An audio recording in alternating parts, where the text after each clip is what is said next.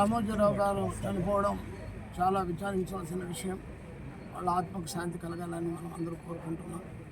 మరి 1974లో ఈనాడు పత్రిక స్థాపించినప్పటి నుంచి ఎన్నో విజయాలను ఆయన అందుకుని మరి వాళ్ళ ప్రజాస్వామ్యాన్ని కాపాడడానికి, పత్రికా విలువలు కాపాడడానికి, రాజకీయాల్లో నూతన ఒరవడిని స్థాపించడానికి కృషి చేసినటువంటి రామోజీరావు గారు ఇవాళ లేకపోవడం చాలా బాధాకరం.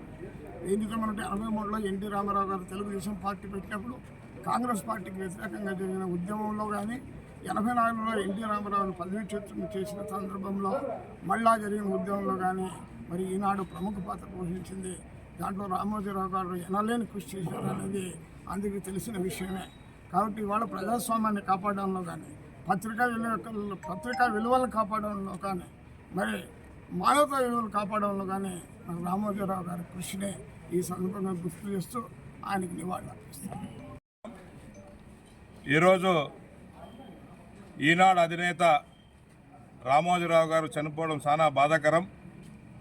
అతి సామాన్య రైతు కుటుంబంలో జన్మించి అంచెలంచెగా ఎదిగి ఈరోజు ప్రపంచ స్థాయిలో తెలుగు భాషకి వినితెచ్చిన ముఖ్యుల్లో అతి ప్రముఖుడు ఆయన ఆదర్శంగా అందరూ తీసుకోవాల్సిన అవసరం ఎంత ఉంది. ఎందుకంటే చిన్న రైతు కుటుంబంలో పుట్టి ఫస్ట్ చిట్ ఫండ్ సంస్థను స్థాపించి దాని ద్వారా అనేక ఫ్యాక్టరీలు అన్ని ఇండస్ట్రీస్ పెట్టి ఎంతోమందికి ఉపాధి కల్పించి అందరూ కూడా దాదాపు 1000 మంది ఆయన ద్వారా జీవనం గడుపుతున్నారంటే అందుకు ఆయన నిదర్శనం. కాబట్టి ఆయన యొక్క ఆశయాలను కొనసాగిద్దామని ఈ సందర్భంగా తెలియజేస్తాం.